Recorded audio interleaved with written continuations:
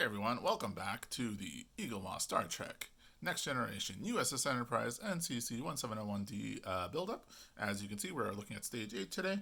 It doesn't look too complicated or too different from last time, actually. In fact, it looks almost exactly the same, except instead of installing some new skeletal infrastructure, we're actually just building another, attaching another skeleton frame. So I won't go into too much detail explaining it, but it looks like we're going to be attaching the neck phaser bank right here, and then doing the same thing with the screws, and then basically attaching this to the other skeleton. So, in fact, as we can see with the part name, it's looking like Upper Skeleton 5.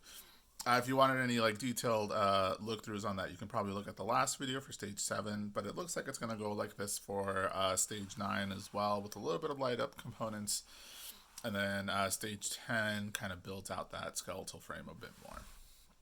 Alright, so without further ado, let's go ahead and jump into the assembly instructions.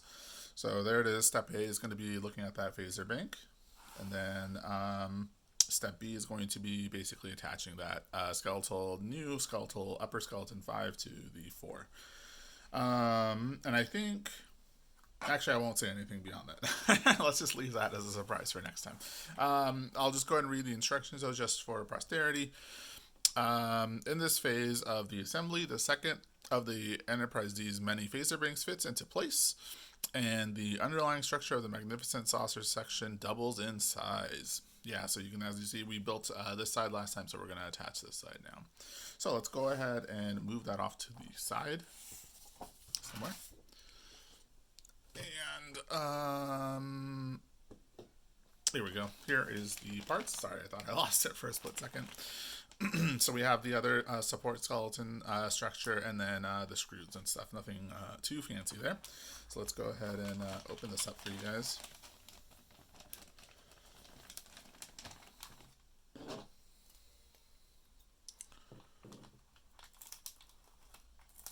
I also apologize if you hear a little bit of noise in the background. Our neighbors seem to be out and about of their house, and their wall is pretty close to mine here, so you can probably hear a remote control car or something kind of going off. It's like a little high temp wee sound.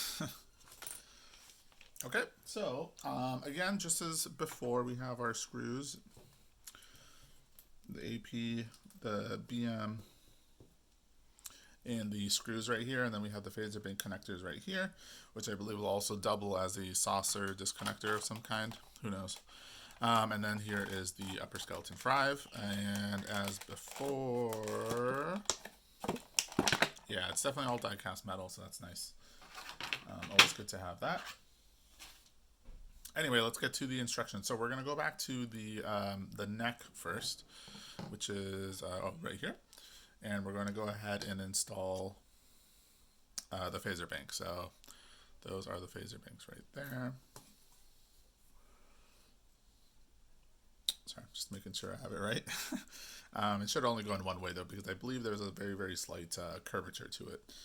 And then same thing with this. So the R side is going to, sorry, can I get that into focus? There we go. The R side is going to go up top. It won't be the other way around.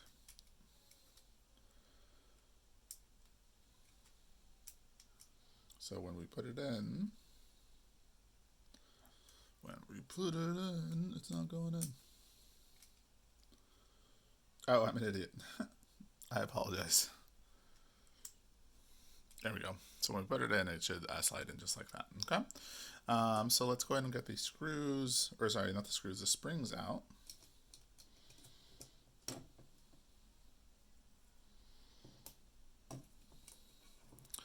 I apologize. I'm kind of trying a new camera setup, so it's kind of barring my view just a little bit, but I'm trying to see if it records a little bit better, or at least captures my audio a little bit better too. Okay, so we have the two.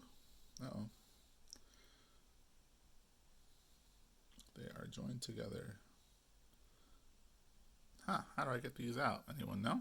Well, I guess you guys can't really answer that question. I'm going to pause the video. I'll be right back to try to pull these apart. Okay, and I'm back. Sorry about that.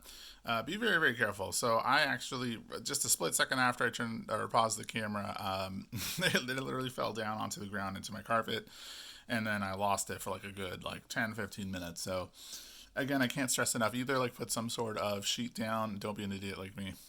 Put either some sort of like clear white sheet down, or work very far into your table so that if anything does spring off or something, it just falls right back onto the table. Anyway, so let's go ahead and put these screws in. There we go. There's one. And there's two. And so what we're just going to do is kind of softly, or you know what, let's go ahead and open up the screws first. Step A is saying to use the AP screws, just like last time. Now, as those screws were lost, I did kind of wish that this was one of the places where they had provided extra screws. Extra springs, sorry. A spring or two would have been very, very helpful here if I really had lost it, because I just wasn't sure what I was going to do at that point. Regardless, though, I guess we found it, so no harm done besides, 15 minutes of panicking on my end.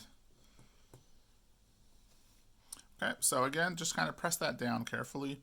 It'll take a little bit of wiggling, but it'll get in there.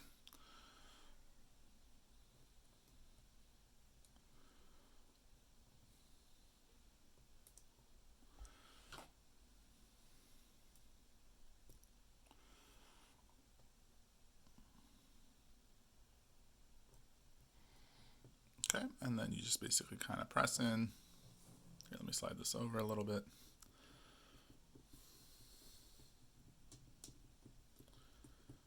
Okay, and just softly kind of screw it in. Don't push it in too tight yet, because we're not sure what's going to happen.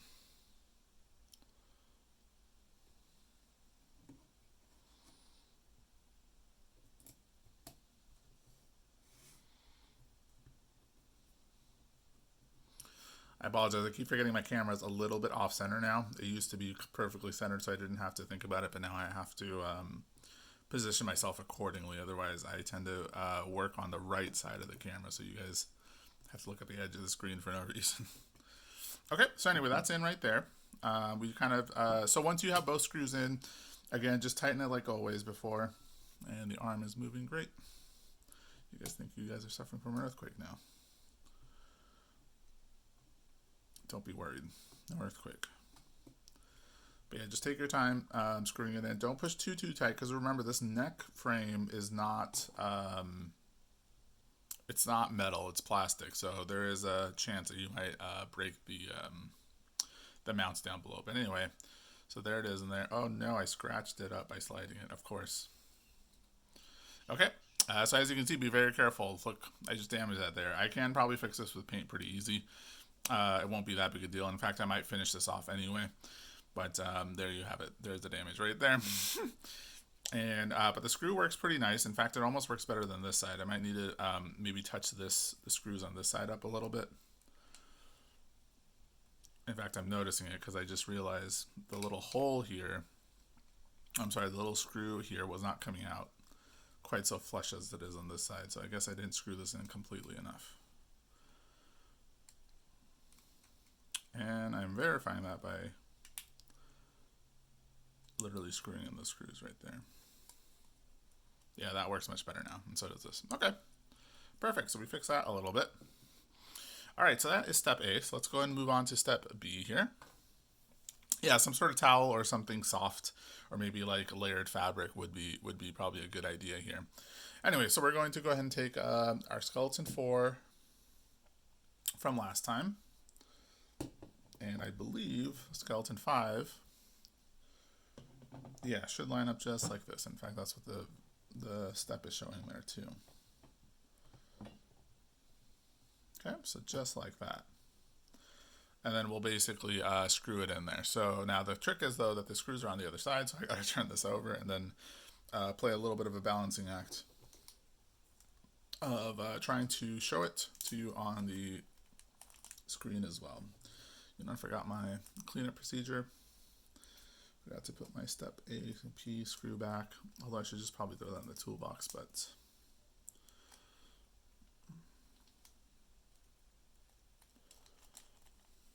we go. So I'll go into the toolbox a little bit later. And then PM screws.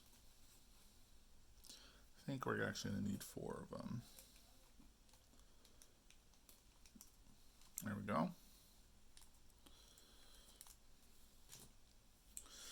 Okay, so let's go and turn this over and see if we can make it line up and sit properly. So this should be easy. This I can kind of just sit like this.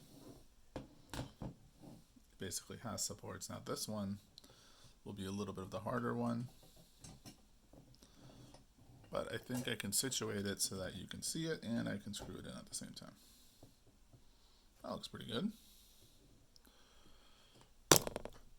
I apologize. Okay, so maybe I'm going to have to make some adjustments to this camera angle. Or at least replace the arm.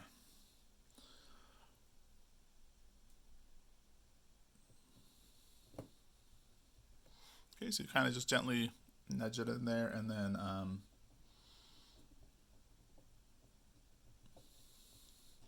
screw it in just until it's firm in there, but it doesn't have to be super tight.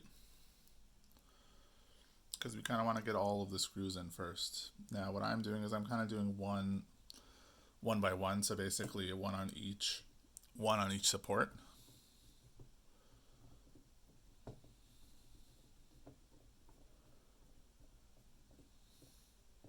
Cool.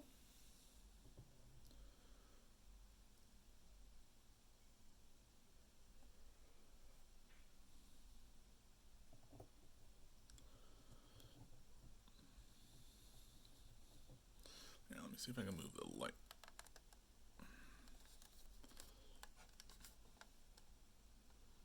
There, I think that works a little bit better.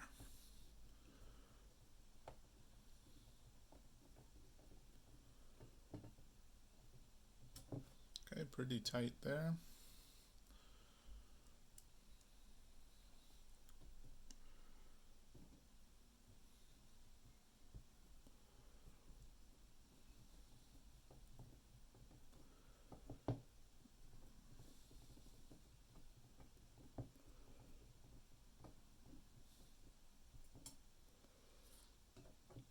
Okay, now that all of them are in there, now you can kind of go back and start tightening all of the other screws. Be careful not to shear them too much in case you ever have to undo this support.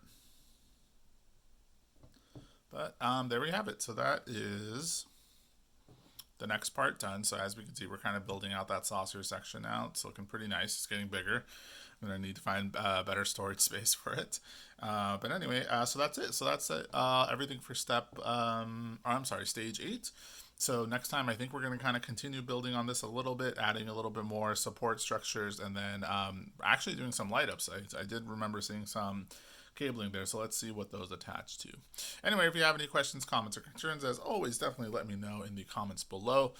I will be trying to put some other types of videos and content on the channel, so it won't always be related to the Star Trek buildups or anything, but just other kind of, you know, nerd stuff, I guess, like Dungeons and Dragons, whatnot, and some role-playing games that actually I've been playing with some of my groups. So anyway, take care and have a good day now. Bye.